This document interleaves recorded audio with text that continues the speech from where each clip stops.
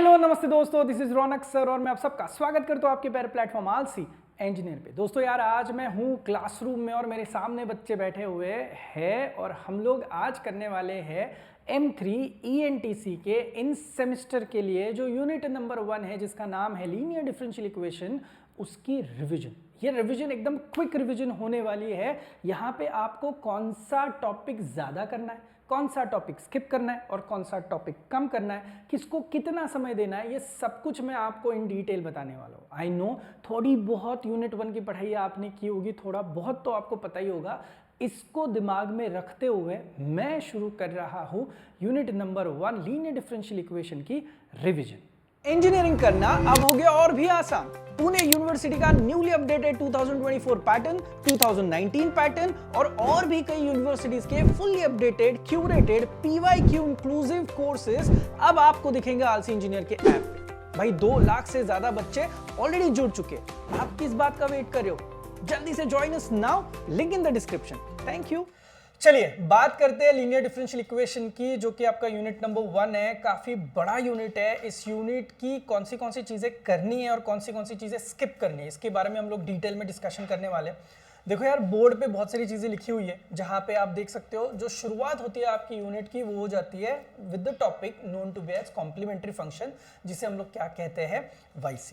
अब कोई भी सम आपको एग्जाम में आए, आपको सबसे पहले क्या करना है, उस क्वेश्चन का देखो सवाल ऐसे रहता है, सॉल्व के बाद आपको एक क्वेश्चन आएगा। जो भी क्वेश्चंस रहेंगे उस क्वेश्चन को सॉल्व करने के लिए आपको बेसिकली फाइंड करना होता है y, और y जो है वो 2 लोगों से बना हुआ रहता है। एक होता है YC और दूसरा कौन होता है दोस्त, YP। अगर एक YC और एक YP है तो सबसे पहला काम आपका क्या रहेगा, आपको क्या फाइंड करना पड़ेगा, YC। अगर आप डेडिकेटेड सेशन देखोगे YC का, मेरा जो YouTube पे भी अवेलेबल है या फिर आप ऐप पे फ्री में अवेलेबल है देखोगे, तो एक चीज आपको समझ में आएगी कि यार वो अराउंड 50 मिनट्स का है।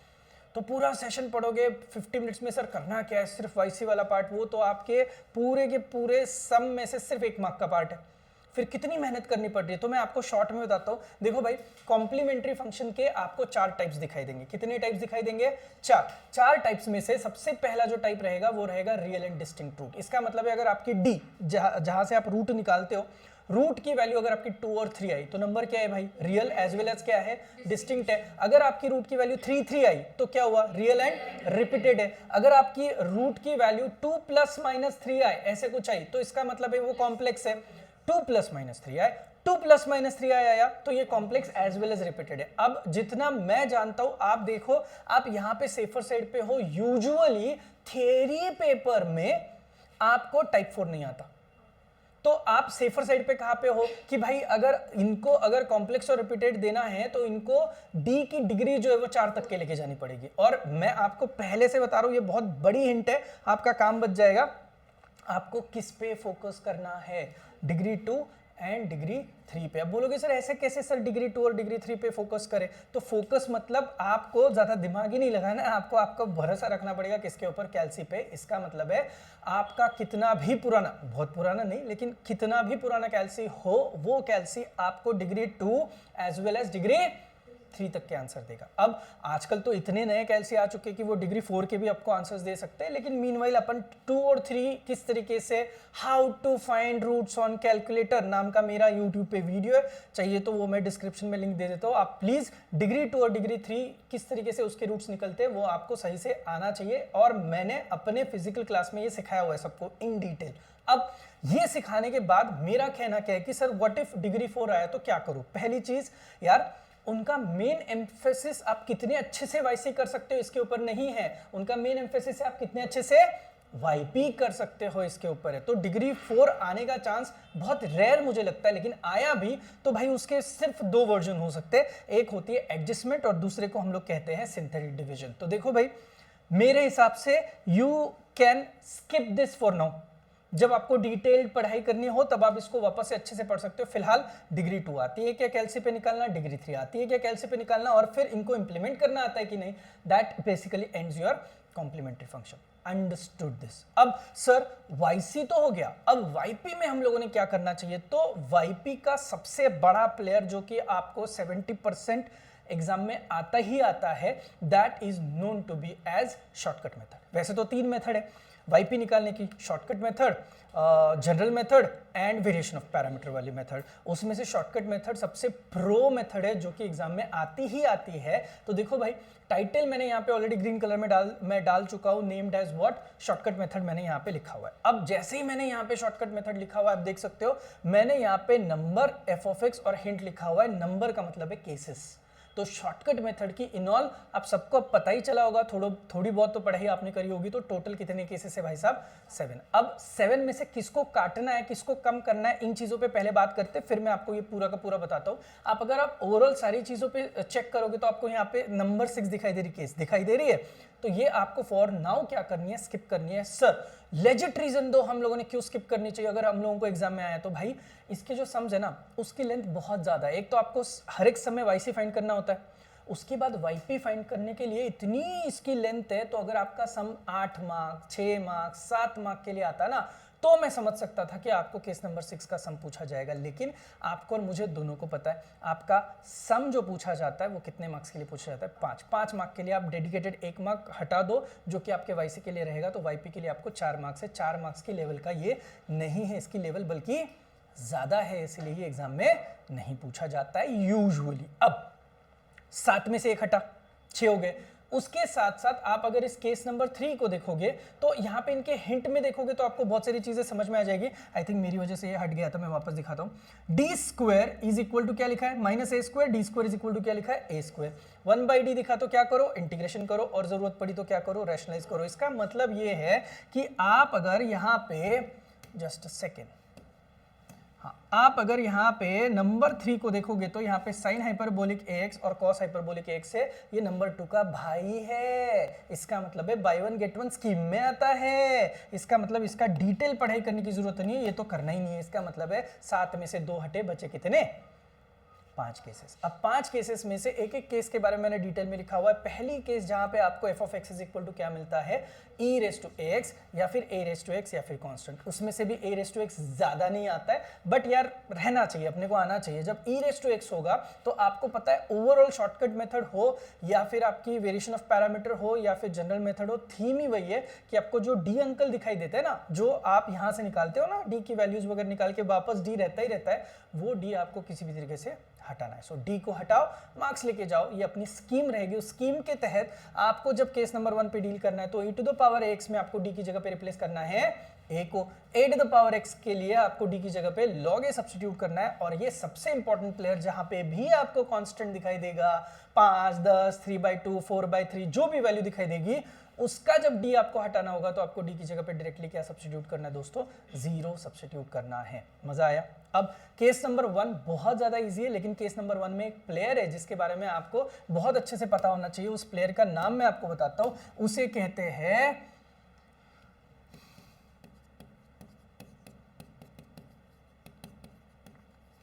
उसे क्या कहते हैं दोस्तों? Case of failure. ये कॉन्सेप्ट आपको पता होनी जरूरी है, बिकॉज यहाँ पे और इवन केस 2 केस 3 में भी आपकी ये जो केस ऑफ फेलियर वाली केस जो है ना, ये वर्कआउट होती है। अब इसका मतलब क्या है भाई? आप जब सॉल्विंग कर रहे हो और आपकी यहाँ पे डी का सेक्शन रहेगा, अगर आपका पूरा कैलकुलेट करने के बाद का वैल्यू नीचे डिनोमिनेटर में अगर 0 आया, तो इस केस में ये 0 आया तो आंसर इन्फिनिटी होगा, जो कि इनवैलिड होगा। तो हमें ये किसी भी तरीके से डिवाइड बाय 0 नहीं चाहिए। अगर आया तो बोलोगे कि भाई तेरी केस क्या हो चुकी है? फेल हो चुकी है। अब फेल हो चुकी हुई केस को किस तरीके से पास किया जाता है? कोई भी केस जब आपकी फेल होती है तो जहां पे ऊपर 1 हुआ करता था वहां पे आपको रिप्लेस करना है x, और नीचे जो भी टर्म रहेगी उसका आपको क्या करना है? डेरिवेटिव निकालना है। ये बेसिक ट्रिक है दोस्तों। अगर आप कोर्स देखोगे, एक एक केस का स्पेशल वीडियो बनाया हुआ है, एक एक केस के आए हुए सारी यूनिवर्सिटी आस्क्ड क्वेश्चंस कवर किए। अब ऐसा नहीं कि सिर्फ ईएनटीसी के बारे में सोचा है, इलेक्ट्रिकल है, कंप्यूटर है, आईटी है, मैकेनिकल है, सिविल है, इन सारे लोगों के अब तक के आए हुए सारे क्वेश्चंस कवर करने की कोशिश करी है मैंने। तो आप देखोगे तो यू विल क्लियरली अंडरस्टैंड कि भाई ये ट्रिक बहुत सही तरीके से बैठती है कि ऊपर x लिखो फिर डेरिवेटिव। वापस अगर केस फेलियर हुआ तो x का x स्क्वायर होगा, एक और बार नीचे वाले का डेरिवेटिव निकलेगा। वापस अगर केस फेल हुआ तो x का x स्क्वायर का x क्यूब हो जाएगा। तो सो एंड सो फोर्थ आपकी ये प्रोसीजर जो है वो आगे बढ़ती जाती है। सो दिस इज हाउ हम लोगों को केस ऑफ फेलियर के बारे में पता होना चाहिए। सेकंड, जो बहुत बड़ा प्लेयर है, उम्दा प्लेयर है, जो कि ट्रिग्नोमेट्री में साइन और कॉस। अगर साइन और कॉस का कोई भी सम आया तो आपको डी स्क्वायर की जगह पे क्या सब्स्टिट्यूट करना है? Minus a square. इसमें एक चीज जहां पे बच्चे गलतियां करते हैं और मैं हमेशा बच्चों को कहता हूं कि भाई अगर आपकी a की वैल्यू 3 है तो ये -3² दिखाई देगा, सही है ना। तो यूजुअली गलती क्या करते लोग, हमें हमारे सर ने सिखाया कि माइनस का स्क्वायर जो होता है वो हमेशा क्या होता है, प्लस होता है। तो यहां पे जो मेरा आंसर आना चाहिए, sir sir sir sir I wrote this and I should get 5 marks, नहीं मिलेंगे भाई। यहां पे आप बिल्कुल सही हो कि माइनस का स्क्वायर जो कभी भी आपका नेगेटिव नहीं होता है, बट यहां पे हम लोग माइनस का स्क्वायर कर ही नहीं रहे हैं, ये चीज चल रही है यहां पे। Minus is outsourced, I repeat, minus बाहर से दिया हुआ है। क्या मैंने इसको ऐसे लिखा है? नहीं, ऐसे लिखता तो सही था कि माइनस का स्क्वायर जो होता है वो प्लस आता है, लेकिन ऐसे नहीं लिखा है दोस्तों। तो माइनस वैसे ही इंटैक्ट रहेगा और 3 का स्क्वायर यहां पे क्या होगा, 9 होगा। तो you will finally write this has to be what, -9। ये सबसे पहली और इंपॉर्टेंट मिस्टेक जो कि आप करोगे, जो कि आपको अवॉइड ही करनी है एट एनी कॉस्ट। सेकंड चीज, कहीं पे आपको d बस अकेला दिखा, यानी कि 1/d नामक कोई भी आपको टर्म दिखी, लेट्स से 1/5d है, ये भी चलेगा। ऐसा कहीं पे भी दिखा तो आप 1/5 को क्या करो, वैसे ही रखो और ये जो 1/d दिखता है उसकी जगह पे रिप्लेस कर दो यार। किसको रिप्लेस करोगे?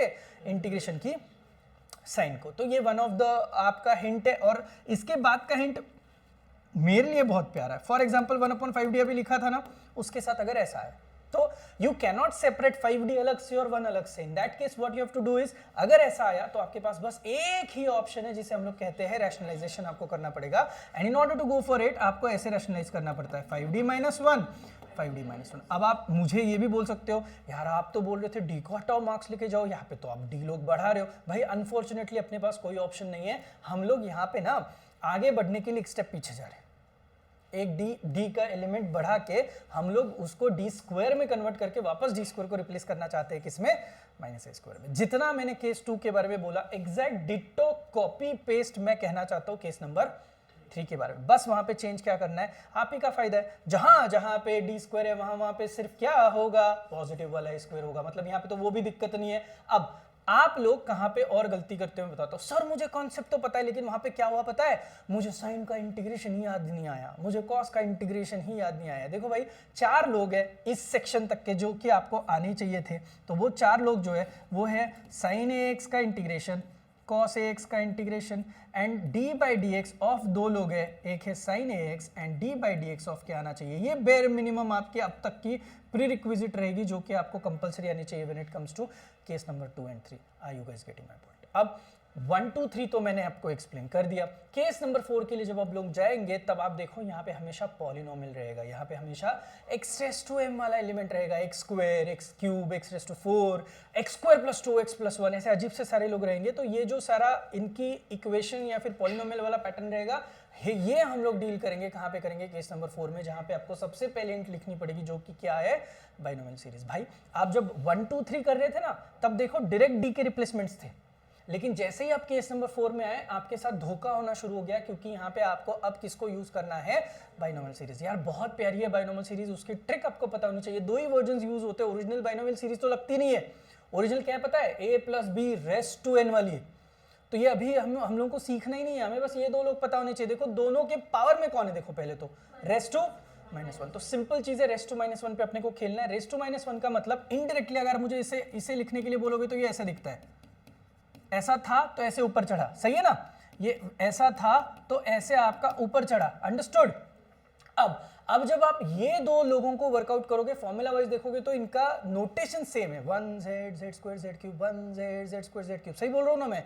इसके साथ साथ बस आपको ख्याल क्या रखना है, बीच में माइनस साइन है तो सब कुछ पॉजिटिव, और बीच में प्लस साइन है तो ऑल्टरनेट आता है। ये ट्रिक मैंने आई थिंक क्लास में भी मैंने ये डिटेल में सिखाई थी, आपको बस इसको अब फटाफट याद रखने का तरीका देखना पड़ेगा, राइट। अब सर ये z क्या होता है, सर अब z कुछ भी हो सकता है, d का बड़ा पार्ट, सिर्फ d हो सकता है, d² हो सकता है, d² + 3d + 2 कुछ भी हो सकता है। अपन को उसको इस फॉर्मेट से इस फॉर्मेट में कन्वर्ट करना बहुत जरूरी है। रूल नंबर 1 जो आप कभी नहीं भूलोगे, जब भी कभी आपको पॉलिनोमियल पे काम करना होगा, आपके ब्रैकेट में आपको नंबर 1 दिखना ही चाहिए, नंबर 1 आपको दिखना ही चाहिए। सर इसका मतलब क्या है, सर कहना क्या चाहते हो। फॉर एग्जाम्पल अगर मेरे पास 1/2 + d³ नाम की term I, 1 let's say d³ + 8 ले लेते हैं, अपने काम की चीज है।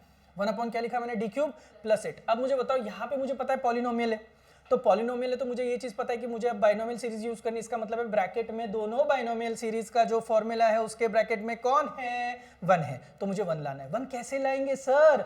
1 अगर आपको यहाँ पे लाना है तो आपको सबसे पहले तो यहाँ पे lowest power term of D जो कि 8 है, जिसको कोई चिपका हुआ नहीं है, उसको आपको किसी भी तरीके से गेम से बाहर निकालना पड़ेगा। अब जैसे ही, इतना बुरा भी नहीं है यार मैथमेटिक्स, अगर आप 8 को बाहर निकालोगे तो पहले तो 8 की जगह पे कौन बैठेगा, देखो आ गया ना ब्रैकेट में 1। ये 8 भाई साहब एंड तक के हम लोग आगे कैरी फॉरवर्ड करेंगे, उसमें शर्म नहीं है, लेकिन जैसे ये 8 बाहर निकला तो 1 यहां पे अगर आ गया तो यहां पे आप देखोगे तो यहां पे आपको 1 प्लस क्या हो जाएगा, डी क्यूब डिवाइडेड बाय क्या दिखाई देगा, 8। जो भी आपने बाहर निकाला वो बचे हुए लोगों के लिए आपको क्या करना पड़ेगा, डिवाइड करना पड़ेगा। अंडरस्टूड। अब जैसे ही यहाँ पे 1 को बाहर लोगे कि नहीं, तो जो भी पैच बचेगा, जैसे कि मैंने आपको बोला, वो पैच आपको ऑटोमेटिकली क्या बन जाएगा, z बन जाएगा। उसको आपको इस तरीके से यहाँ पे इंप्लीमेंट करना है। अब आप बोलोगे सर ऐसे तो फिर बढ़ता बढ़ता जाएगा, डॉट डॉट डॉट पे कंट्रोल नहीं रहेगा, और कितने z, मतलब d के एलिमेंट तो बढ़ते बढ़ते ही जाएंगे ना। हम लोग यहाँ पे d को हटाओ वाली स्कीम पे खेल रहे हैं और आप यहाँ पे d बढ़ा रहे हो, तो इस केस में आपको हेल्प कौन करता है, x की पावर, x की हाईएस्ट पावर। फॉर एग्जाम्पल अभी x रेज़ टू m है, लेट्स से अगर वो x क्यूब होता तो x की हाईएस्ट पावर टर्म कितनी आई, 3। अगर x की हाईएस्ट पावर टर्म 3 आई है तो यहां से जितने सारे प्लेयर्स बन रहे हैं उनमें जितने सारे d बन रहे हैं, उन d लोगों की हाईएस्ट पावर कहां तक दिखनी चाहिए, 3। अगर d की हाईएस्ट पावर 4 दिखी तो राम राम करो, इग्नोर करो, उसको 0 कर दो। d की हाईएस्ट पावर 5 दिखी, 6 दिखी, 7 दिखी, 8 दिखी, कुछ भी दिखी तो आप उसको क्या करोगे, हटा दोगे, इग्नोर करोगे, उसके नेक्स्ट स्टेप में उसको नहीं लिखोगे। आपकी अगर highest degree term, power term अगर 3 है तो आपको d की भी हाईएस्ट पावर डिग्री टर्म कितनी दिखाई देनी चाहिए, 3 is the simplest rule. Follow करोगे तो आपको मार्क्स मिलना शुरू हो जाएंगे, राइट। तो that's all for case number 4। Case number 4 में ना हमेशा देखो, फॉर एग्जांपल अगर इस तरीके का सम आया x cube plus 3x square plus 1, तो हमें यूजुअली क्या लगता है, मैं बताता हूं, आप इसको ध्यान से देखना, हमें क्या लगता है एंड में कौन है, wow that is nothing but अपना कांस्टेंट, सो इसको d की जगह पे क्या डालेंगे, 0। आई एग्री, आप बिल्कुल सही भी कर रहे हो, आपको मार्क्स भी मिल सकते हैं, लेकिन ये पूरा का पूरा सेट पॉलिनोमियल की इक्वेशन हो गई। तो इसको अगर इकट्ठा करोगे ना तो एक साथ एक ही डी को आप एट ए टाइम एकदम एंड में लेके आओगे ना, तब आपका काम बहुत ज्यादा आसान होगा। तो सिर्फ 1 दिखा इसलिए उसको आप 1 2 3 जो भी कांस्टेंट दिखा इसलिए इसको इधर मत लाओ, उसको as a part of polynomial रखोगे तो और ज्यादा आसान होगा, वो आपका थोड़ा जल्दी सॉल्व होगा। अंडरस्टूड। सर आपको क्या लगता है कौन से वाले समझ आएंगे? मुझे पर्सनली लगता है कॉम्बो ऑफर रहेगी, हो सकता है ये और ये है कि एक term e raise to x दिखे प्लस साइन ऑफ ax दिखे, तो आपको इसकी प्रैक्टिस तो तगड़ी करनी पड़ेगी भाई, तभी जाके वर्क होगा। Case number 5 one of my favourite case, जो कि मुझे लगता है एग्जाम में कंपलसरी आती किसी ना किसी फॉर्म में। यहाँ पे एट ए टाइम 2 लोग झगड़ा करते हुए दिखाई देंगे, एक होता है, एक फिक्स रहता है, कौन, e to the power ax, और उसके साथ कौन रहेगा, v। e to the power ax into v के फॉर्मेट में हमेशा याद रखना दोस्तों, इन दोनों में से हम लोगों को इनको अब जुदा करना है, राइट। अगर हम लोग इन लोगों को तोड़ना है तो हमें सबसे पहले इनमें से जो पहचान का, v कौन है यार, v इज अननोन, तो हमें अभी v पता नहीं है, तो हम लोगों का बेसिक झगड़ा किसके ऊपर होना चाहिए, हमें e रेज़ टू x को गेम से आउट करना है। अब e रेज़ टू x को गेम से आउट करना है मतलब उसको ब्राइब देना पड़ेगा। उसको क्या ब्राइब दी भाई, मेरे पास अपने पास तो d की प्रॉपर्टी, अपन बोलेंगे d की प्रॉपर्टी में तेरे को हिस्सा देंगे, तेरा जो x का कोएफिशिएंट होगा, कौन है अभी x का कोएफिशिएंट a, उसको हम लोग हिस्सा देंगे, यानी कि हमारे पास जितने सारे d है हम लोग वापस 7 12 पे एंट्री करके d को हटा के वहां पे d प्लस a लेके आएंगे। ये हम लोग डील दे रहे, इस डील के साथ e raise to x game से बाहर आया तो अपना सिर्फ झगड़ा किसके साथ रहेगा, v के साथ। अब ये v कौन हो सकता है, v हो सकता है साइन, v हो सकता है साइन हाइपरबोलिक, v हो सकता है x रेज़ टू 3, v हो सकता है आपका यहाँ पे एक फॉर्मेट जिसे हम लोग केस नंबर 7 के हिसाब से डील करते हैं, या फिर हमें ऐसा करने पड़ सकता है कि सारा कैलकुलेशन करने के बाद d की जगह पे d प्लस a सब्स्टिट्यूट करने के बाद एंड में सिर्फ इतनी सी टर्म रहे, क्या लिखा है देखो, 1 अपॉन। अब कितना मजेदार है, अभी अभी थोड़ी देर पहले आपको आपके सर ने क्या बोला, 1/d दिखा, अगर d अकेला दिखा तो क्या करो, इंटीग्रेशन की साइन दो। यहाँ पे 1 अपॉन क्या है, डी स्क्वायर, इसका मतलब आप क्या करोगे, double integration. At a time एक एक इंटीग्रेशन करके डी को काटते काटते जाओगे ना तो भी आपका काम बनेगा। इसके ऊपर एग्जाम में सम आए हैं, आपको ध्यान से देखना पड़ेगा। बाय द वे, जैसे कि मैंने बोला, नोट्स में बहुत शिद्दत से बहुत डिटेल में सारी चीजें कवर करके दिए केस बाय केस, तो आपको दिक्कत नहीं आनी चाहिए। रहा सवाल केस नंबर 6 का, तो इतना मस्त रेड कलर से लिखा हुआ है, सुन लो भाई, तो आप इसको क्लियरली स्किप कर सकते हो। अगर किसी की बहुत ही ज़्यादा इच्छा है तो आप ऐप में जाओगे तो केस नंबर 6 का आपको वीडियो दिखाई देगा, उसमें एक्सप्लेनेशन ज़रूर दिया है कि केस 6 जो है वो अल्टीमेटली कन्वर्ट होती है, किसी को बताओ मत, केस, और 5 जो है वो अल्टीमेटली यहाँ पे कन्वर्ट होता है 4। तो इसीलिए केस 6 बहुत बड़ी मानी जाती है, एग्जाम में नहीं आती है। अब मैं ऑलरेडी 2 बार ये आपको बोल चुका हूँ, बाकी आपकी मर्जी। और हाँ, अगर गलती से आया तो गाली मत देना, और इनके लिए बहुत सारी चीज़ें रहती है। आप किसी भी तरीके से दुनिया में आप इसको स्किप करके भी, पुणे यूनिवर्सिटी की बात कर रहा हूँ मैं, तो आप पुणे यूनिवर्सिटी का जो भी पेपर रहेगा वो आप क्रैक कर सकते हो केस 6 के बिना। नेक्स्ट केस नंबर 7, कौन है? 2 लोग हैं, वापस यहाँ पे तोड़ ताड़ना पड़ेगा। तो तोड़ ताड़ने के लिए हमेशा याद रखो केस 7 एप्लीकेबल ही तभी है जब x की हाईएस्ट पावर कितनी दिखाई देगी, 1। इसमें 7, हमें v पता नहीं है तो तोड़ना तो पड़ेगा। तोड़ने के लिए एक स्टैंडर्ड फॉर्मूला जो कि रटना पड़ेगा, फॉर्मूला देख लो, x minus F dash of D upon F of D, 1 upon F of D into क्या लिखा है, v। ये तो आपको सम से ही दिखाई देता है, एफ ऑफ डी, ऊपर आपको उसका बस क्या लेना है, डेरिवेटिव लेना है, और फिर पीछे से सॉल्व करते आना है। किसी को बताइएगा मत। केस नंबर 7 जो है वो इमीडिएट बेसिस पे कन्वर्ट होके सबसे पहले किस में जाती है, केस नंबर 2 में कन्वर्ट होती है। अब देखो एक ट्रैक देखो, अगर आपको फॉर एग्जाम्पल एक सम आया जो केस नंबर 5 का है, अगर वो बाई चांस कन्वर्ट हो रहा है केस, तो 5 से कन्वर्ट हुआ 7 से वो अल्टीमेटली कन्वर्ट होना ही होना है 2 में। तो बहुत जरूरी है कि आपको केस 2 भी बहुत अच्छे से आए इन दैट केस। तो इन सारी चीजों की आपको प्रैक्टिस करनी पड़ेगी। ये सबसे बड़ा प्लेयर है। 2 और टॉपिक्स है जिनके लिए ये ना एकदम सीना तान के मैदान में आता है। एक है कॉचीज-लीजेंडर्स डिफरेंशियल इक्वेशन, जो अभी थोड़ी देर में आपको सिखाऊंगा, और उसके साथ साथ ईएनटीसी और इलेक्ट्रिकल के जितने सारे बच्चे, उनको एक एप्लीकेशन आता है, एप्लीकेशन ऑफ एलडीई के तहत, जिसे कहा जाता है electrical circuits. And let me assure you, electrical circuit में अगर सबसे ज़्यादा कुछ यूज़ हो रहा है इनिशियल इन्वेस्टमेंट के बाद, तो वो यूज़ हो रहे केसेस। तो आपको ये बहुत प्यार से, बहुत ध्यान से देखना पड़ेगा। समझ में आया है सब कुछ रिगार्डिंग केसेस? अब ये शॉर्टकट मेथड के बाद नेक्स्ट फटाफट क्विकली जाते हैं। Next is what? Variation of parameters. Variation of parameter में एक बंदा, ये मुझे स्ट्रेट फॉरवर्ड बंदे बहुत ज्यादा पसंद है, डायरेक्ट क्लियरली लिखा हुआ रहता है एग्जाम में भी, सॉल्व बाय वेरिएशन ऑफ। तो जब बोला है तो उसी मेथड से करना है, किसी और मेथड से सॉल्व करके करेक्ट भी आंसर लाओगे तो भी 0 मिलेगा। तो अब अगर वेरिएशन ऑफ पैरामीटर से मुझे अगर इसको सॉल्व करने के लिए बोला है, तो दोस्तों आप हमेशा याद रखना, पहली प्रोसेस हम लोग हमेशा अपनी अपनी रेगुलर मेथड से क्या फाइंड करेंगे, yc जैसे ही फाइंड करोगे, आपको पता है उसमें कांस्टेंट्स रहते हैं c1 और c2। जो भी c1 को चिपक के रहेगा उसे कहोगे, जो भी c2 को चिपक के रहेगा उसको बोलोगे। तो एक आपको मिला y1, एक मिला y2। अब मेरी बात सुनो, आपने पहले yc निकाला, हाँ, स्टेप 1 आप सबसे पहले किसको निकालोगे भाई? अब मैं किसी भी तरीके से लिखूं, मैं पागल हूं समझ लो। आपको स्टेप नंबर 2 क्या करनी है पता है? जैसे ही आपको इधर से y1 मिला, इधर से y2 मिला, आप क्या करोगे? सबसे पहले फाइंड करोगे w को। w का फॉर्मेट देखो, डिटर्मिनेंट लिखा हुआ है y1 y2 y1 dash and. अब इसको जब आप देखोगे तो आपको एक चीज समझ में आई होगी, y1 y2 y1 dash y2 dash में से y1 y2 तो मिल चुके हैं, बस इनके डेरिवेटिव यहाँ पे लिखना है, क्रॉस मल्टीप्लाई करना है, नंबर छोटू सा आता है जब आप डिटर्मिनेंट निकालोगे तब। अब W आ गया। अब गेम कहाँ पे चल रही है? सारा जिम्मा जो है हमें किसको फाइंड करने में लगाना है? yp को फाइंड करने में लगाना है। अब अभी तो सिर्फ yc और कौन आया भाई? w आया है। अब ध्यान से देखना, एक बंदा है u और एक बंदा है v, दोनों को इंटीग्रेशन की साइन है। u के लिए y2 capital x by w लगता है, v के लिए y1 capital x by w। Before you get confuse कि सर ये कैपिटल एक्स क्या है, तो वो जो आपको सम दिया रहता ना, जिसका राइट हैंड साइड हमेशा हम लोग क्या लिखते थे, एफ ऑफ एक्स, अब उसको आप क्या कंसीडर करोगे? कैपिटल एक्स कंसीडर करोगे। इसका मतलब कैपिटल एक्स आपको सम में दिया जाता है, डब्ल्यू अभी निकाला, बचे कौन? y1 y2। तो देखो u का क्रॉस कनेक्शन लगा y2 के साथ, v का क्रॉस कनेक्शन लगाया y1 के साथ, और क्रॉस कनेक्शन लगा इसलिए u वाले को हमेशा क्या रहना चाहिए? नेगेटिव साइन रहना चाहिए। फॉर्मूले रट्टा मारने में आपको समय नहीं लगेगा, स्टेप्स बताता हूँ। पहले ये, दूसरा ये, उसके बाद होगा नंबर 3 पे ये, नंबर 4 पे ये, and you all know that यहाँ पे नंबर 5 पे अपना क्या आ जाएगा? आंसर आ जाएगा। अब इसके लिए आपको सबसे जरूरी है, before you start with the concept, you should always go for what? Pre requisites. क्या होता है, हम लोग इतना डीप में कभी इंटीग्रेशन करते नहीं और हमें उसी का डर होता है, तो टॉपिक वाइज करो। जैसे अभी थोड़ी देर पहले आपको साइन और कॉस के इंटीग्रेशन और साइन और कॉस के डेरिवेटिव करने, इतना मैंने बोला था कि नहीं?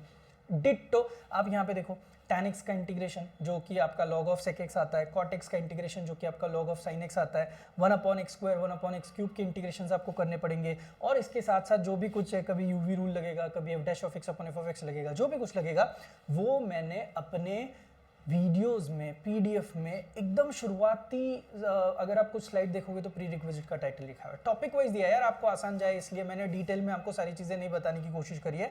ये हुआ आपका prerequisite. Once you are done with it, ये वाला वेरिएशन ऑफ पैरामीटर आपको एग्जाम में कंपलसरी एक सम आता ही आता है, इधर ऊपर आएगा या नीचे आएगा, मोस्टली तो ऊपर नीचे दोनों तरफ आया है, राइट। अब सर वेरिएशन ऑफ पैरामीटर हो गया, नेक्स्ट हमें क्या करना चाहिए, तो ये है नेक्स्ट जिसे हम लोग कहते हैं जनरल मेथड। देखो जितने सारे बच्चे जो कि बाय एनी चांस ईएनटीसी वाले हैं जो कि अभी वीडियो देख रहे हैं, उनको मैं बता रहा हूँ कि आपने जनरल मेथड, अगर आप आपके प्रीवियस इन सेमेस्टर के पेपर्स चेक करो तो आपने जनरल मेथड को स्किप किया तो भी चलता है, जनरल मेथड को SKIP लिखा तो भी चलता है। लेकिन भाई अब बोलोगे फिर तो यार आप बहुत ही काट-कूट करके सिखा रहे हो, इसीलिए मैंने आपको जनरल मेथड बताई है कि भाई चलती कैसे है, आपको पता होना चाहिए। और मुझे पता है जब मैं बताऊंगा ना तो बहुत स्मार्ट वाले बंदे समझ जाएंगे कि इसको स्किप करना ज्यादा बेहतर है, और जो बहुत ज्यादा पढ़ाई करते हैं वो तो वैसे भी करेंगे। तो देख लो 1 अपॉन क्या लिखा है दोस्त, d प्लस एम लिखा है, 1 अपॉन क्या लिखा है, d माइनस एम लिखा है। अब d के साथ यहाँ पे कौन है, प्लस एम, तो थीम कैसे जाती है, यहाँ पे प्लस एम है कि नहीं, e raise to minus m आया,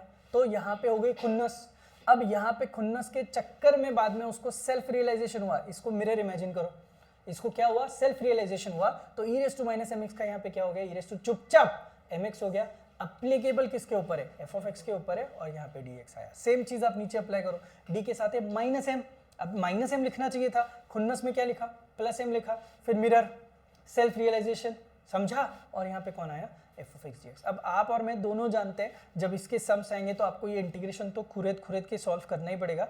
इन order to solve that integration आपको स्टैंडर्ड फॉर्मेट जो पता होना चाहिए, सबसे ज्यादा एग्जाम में जो आया हुआ है इसके ऊपर का ये फॉर्मेट आया, e raise to x e to the power x dx वाला इंटीग्रेशन। मस्त बढ़िया सी ट्रिक है, 2 मिनट में आपकी ट्रिक खत्म हो जाती है। आपको पता है, आप किसी को बोलो मत, अगर आप मुझे पूछो तो मैं तो डायरेक्ट आंसर लिखूं भाई इसका, e raise to x is the final answer, खत्म, है ही नहीं ज्यादा लोड। अब ये वाला भी सम देखो, आप बोलोगे अरे सर कुछ अजीब नहीं लग रहा है, नहीं नहीं, ये साइन के अंदर ऐसा फंक्शन है e रेस टू एक्स, और एक्स्ट्रा कौन है बाहर, e रेस टू एक्स ही है। तो ऐसे वाले जो पैटर्न्स है, जैसे f of x raise to n upon क्या लिखा है, f of x upon f of x dx ये लिखा है, और यहाँ पे u v dx लिखा है। तो अब देखो, अगर आप बाई चांस जनरल मेथड के लिए जाना चाहते हो तो आपको जनरली इतनी प्री रिक्विजिट लगेगी, कॉल आपका है। आप इसको बेसिक प्री रिक्विजिट रिवाइज करके अगर आप मैदान में उतरना चाहते हो तो ये ना आपका ओवरऑल 1.5 आवर्स में खत्म होता है अकेला। कौन,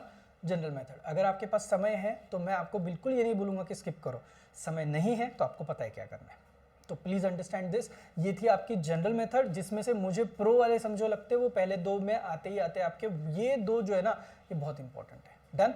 नेक्स्ट कॉचीज डिफरेंशियल इक्वेशन, और उसके बाद लिखा हुआ है लीजेंडर्स। आपको हमेशा एग्जाम में कॉचीज का सम आता है और एक आता है लीजेंडर्स का सम। आपको कंपलसरी इसको सॉल्व करने के लिए तरीका ढूंढना पड़ेगा। तो इसकी एक फिक्स्ड मेथड है, इसमें आपको कोई दिमाग नहीं लगाना है ज्यादा। देखो पहचानना कैसे, देखो सामने अब तक डी बाई डी एक्स के लिए या फिर D square by d x square के लिए हमेशा कॉन्स्टेंट्स हुआ करते थे, लेकिन यहाँ पे कौन चिपका हुआ है, देखो एक्स स्क्वायर एक्स। जब एक्स चिपका हुआ रहता है तब वो होता है, जब ax प्लस b चिपका हुआ रहता है तो उसे हम लोग कहते हैं लीजेंडर्स। तो देखो भाई, एक कॉचीज अंकल है, एक लीजेंडर्स अंकल है। अब कॉचीज और लीजेंडर्स के लिए ट्रिक देखो, मैंने आपको क्या बोला था, डी बाई डी एक्स के साथ चिपका कौन है, x। तो आपको x को रिप्लेस करना है by e raise to z। z कौन है सर, डमी वेरिएबल। किसके लिए, अब इसका टाइटल क्या है, कॉचीज d, यूनिट का नाम क्या है, LD। क्या आपको ऐसे नहीं लगता है LD ही है जो हमें YC और YP निकालने के लिए मजबूर करता है? तो आपको इस कॉचीज को कन्वर्ट करना पड़ेगा ना, किसमें, लीनियर डिफरेंशियल इक्वेशन में। इसीलिए ये डमी वेरिएबल आपको यूज करना है।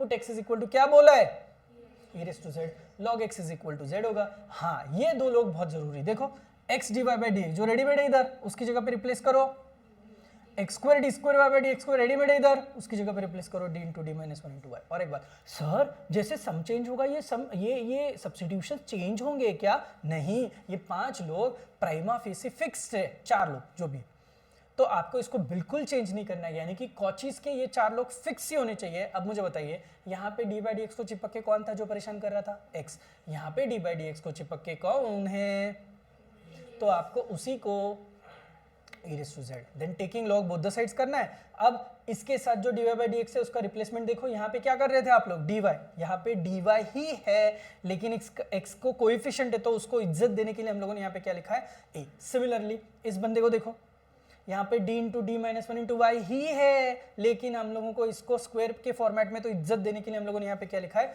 ए स्क्वायर लिखा है। Are you guys getting my point? और एक बात सर ये तो ठीक है, फिर ये कन्वर्ट हो जाएगा, कन्वर्ट होके लीनियर डिफरेंशियल इक्वेशन में दिखाई देगा। जैसे मैं बताता हूँ, ये देखो कॉचीज है ना, समाया फॉर एग्जाम्पल, ये कन्वर्ट होगा किसमें, किसमें, एलडी में, फिर आप इसका निकालोगे वाई सी और इसका निकालोगे वाई पी। बस ये निकालते हुए आपको जो फॉर्मेट यूज करना है वो डी बाई डी जेड वाला करना होगा, एंड देन उसको एंड में रिप्लेस करना पड़ेगा डी बाई डी एक्स में। एक हाथ भी सम आप नोट्स में से देखोगे तो आपको ये समझ में आ जाएगा मैं क्या बोल रहा हूँ। अभी फिलहाल आपको ये थीम समझ में आई है।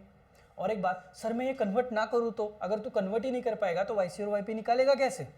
और एक बात, ये कन्वर्जन जो है ना दोनों साइड से करना है। इधर राइट साइड कौन है, कौन है, एफ ऑफ एक्स। ये जब आपका कन्वर्ट हो जाएगा तो ये हमेशा इन टर्म्स ऑफ क्या दिखना चाहिए, आपका एफ ऑफ जेड दिखना चाहिए, तभी आप करेक्ट जा रहे हो। इधर का चेंज करके इधर पे वाओ सर एक्स स्क्वायर दिखा सर, अब मैं केस 4 यूज करूंगी सर, ऐसे नहीं चलेगा। आपको इसको भी अकॉर्डिंगली इस सब्स्टिट्यूशन के हिसाब से रिप्लेस करना पड़ेगा ना x square is to z में, तब जाके काम बनेगा।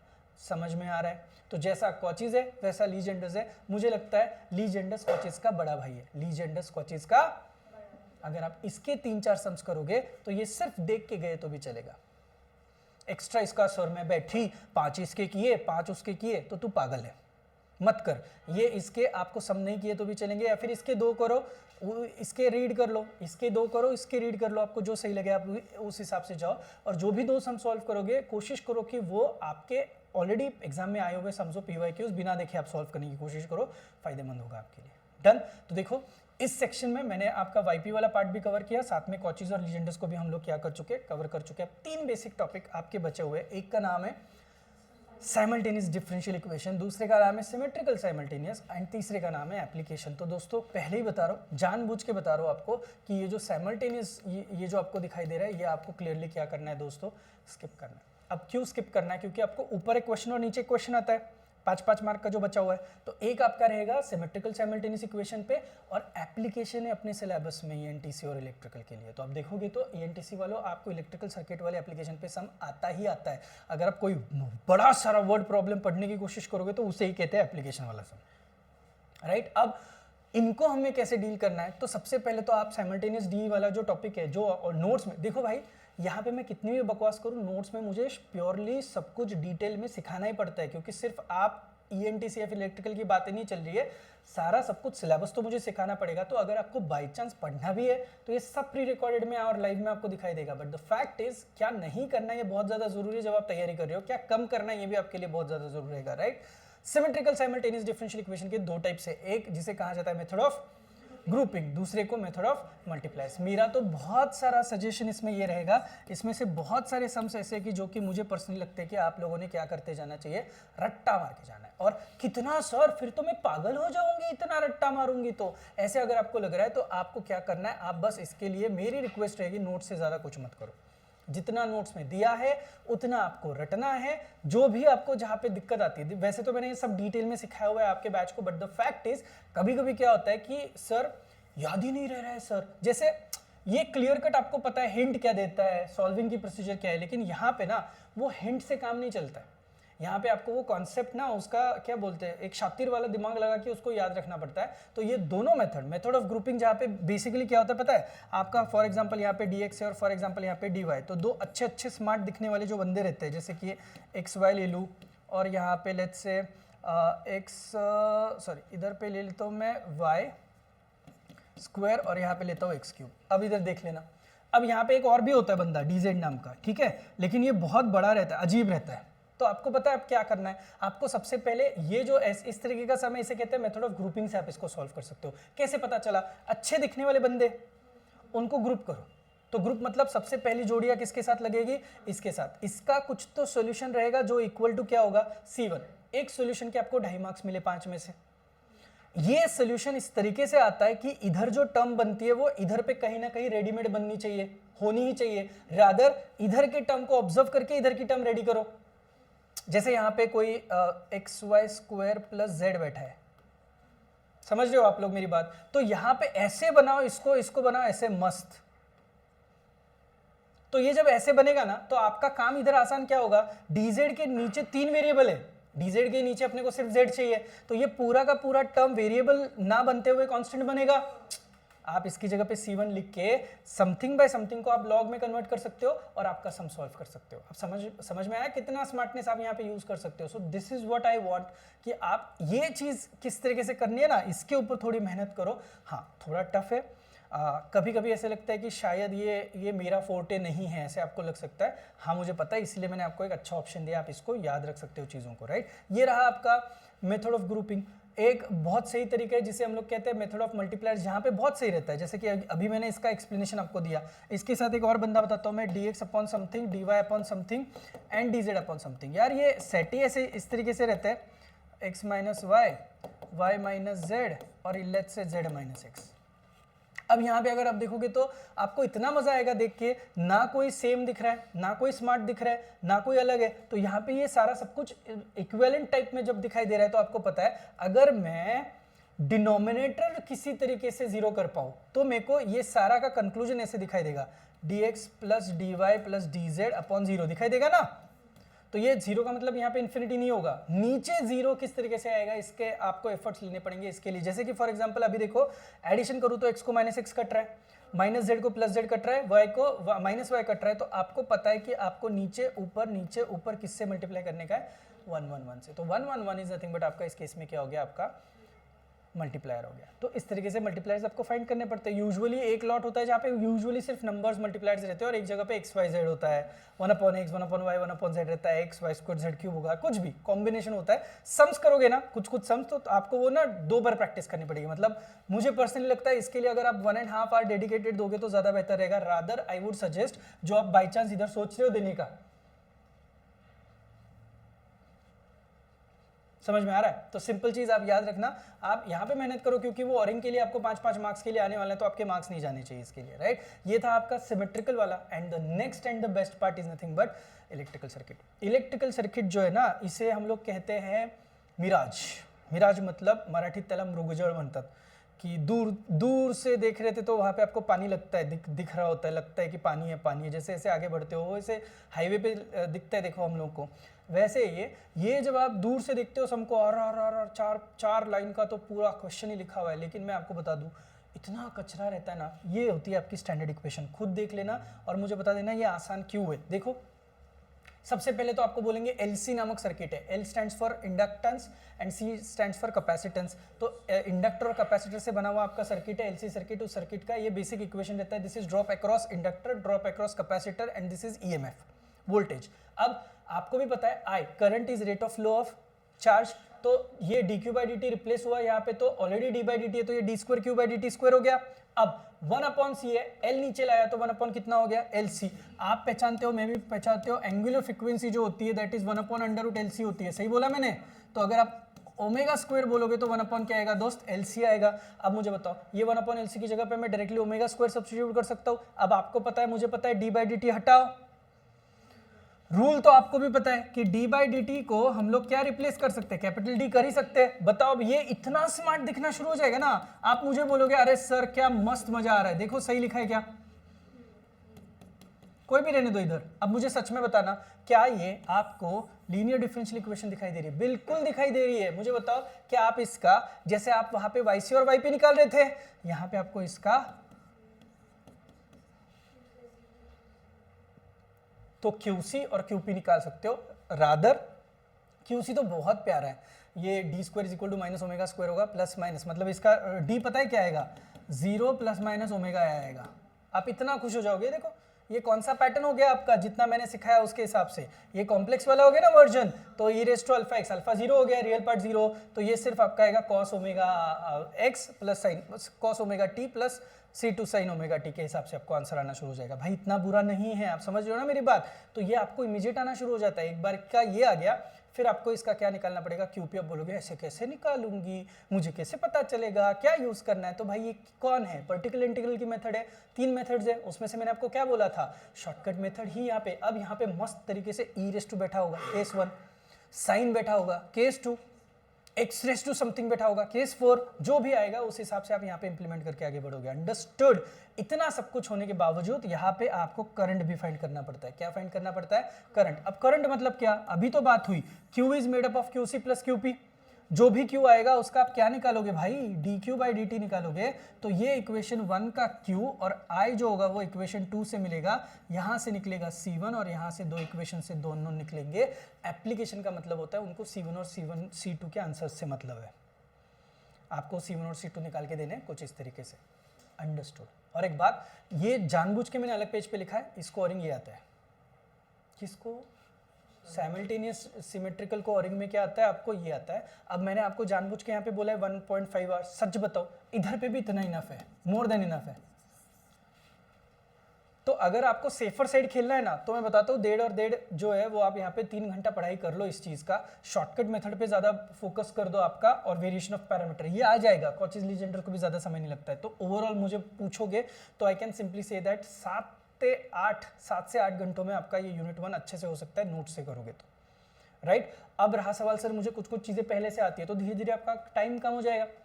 मुझे पर्सनली लगता है जिन लोगों ने ऑलरेडी क्लास लगाया हुआ है, मेरे से ऑलरेडी लाइव सीखे हुए, वो तो 4 घंटे में खत्म कर सकते हैं सब कुछ। उनको बेसिक पता है, टेस्ट दे के हो चुकी है, तो उनको बेसिक एनालॉजी और सारी चीजें पता है, तो उनको ज्यादा यहाँ पे डिफिकल्टी नहीं आनी चाहिए। रिगार्डिंग दिस क्या आपको सब कुछ समझ में आया है? तो दोस्तों आई एम श्योर यहाँ पे भी जितने सारे बच्चे बैठे हुए हैं, आप सबको यूनिट नंबर 1 अच्छा लगा होगा। यार आपको ये वीडियो अच्छा लगा है तो आपके दोस्तों में ज़रूर शेयर करना, और हाँ अगर अब तक आपने सब्सक्राइब नहीं किया तो प्लीज़ सब्सक्राइब ज़रूर करना। और आलसी इंजीनियर के ऐप पे मैंने पूरा कोर्स दिया हुआ है, इन डेप्थ एनालिसिस के साथ सब कुछ है, और सारे के सारे PYQ भी कवर है। तो प्लीज़ कोर्स लेना बिल्कुल मत भूलिएगा। चलिए मिलते हैं नेक्स्ट वीडियो के लिए, तब तक के लिए थैंक यू सो मच। और हाँ, यूनिट 2 को भी अगर आपको इसी तरीके से रिवीजन मोड में यूट्यूब पे मैं लाऊं ऐसा अगर चाहिए तो प्लीज़ मुझे कमेंट सेक्शन में ज़रूर बताना। मैं यूनिट 2 को भी आपके लिए मैदान में लेके आ जाऊँगा। चलो बाय बाय।